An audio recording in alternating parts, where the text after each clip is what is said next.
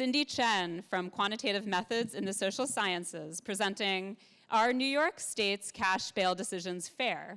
An investigation into judges and bail reform. Did you know that New York is the only state in America where bail terms are supposed to be unbiased?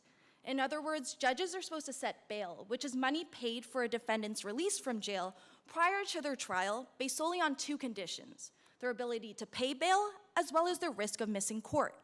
Unlike other states, New York judges ideally don't factor any subjective opinions around defendants' perceived dangerousness, but judges have ultimately full discretion over the amounts that they set for bail-eligible crimes.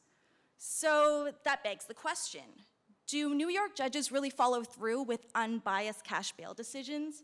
My thesis aimed to investigate exactly that and measure racial biases through the dollar amounts of bail themselves, especially in light of New York's controversial bail reform laws in 2020 that aim to increase equity and fairness, but have faced tons of backlash for being too lenient.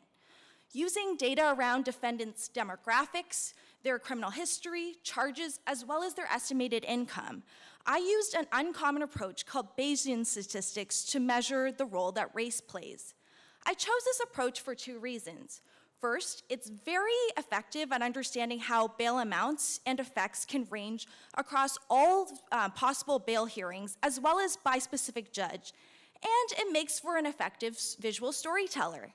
Take, for instance, the chart on your left, where the blue area shows the bail by income paid by Black defendants, while the pink shows the same for white defendants. If things were exactly equal, these areas should perfectly overlap, but they don't.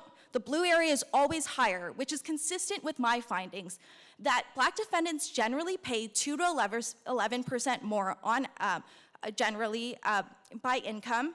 And this proved true when I considered other factors, such as the severity of crimes that people were charged with, their criminal history, as well as their age. Meanwhile, the second chart shows what happens when bail reform laws became stricter in July 2020 in response to public pressure to become tougher on crime. You'll notice that bail became higher for everybody, since the bars are higher.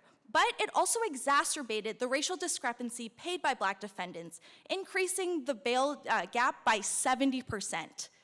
This leads to the conclusion that cash bail really isn't as unbiased as the law intends it to be, and that greater standardization is needed for true fairness. And even though bail reform became a hot ballot issue in last year's New York's governor's race, the vow to become tougher in crime, according to the winner, it really shouldn't come at the expense of racial inequality in bail. Thank you.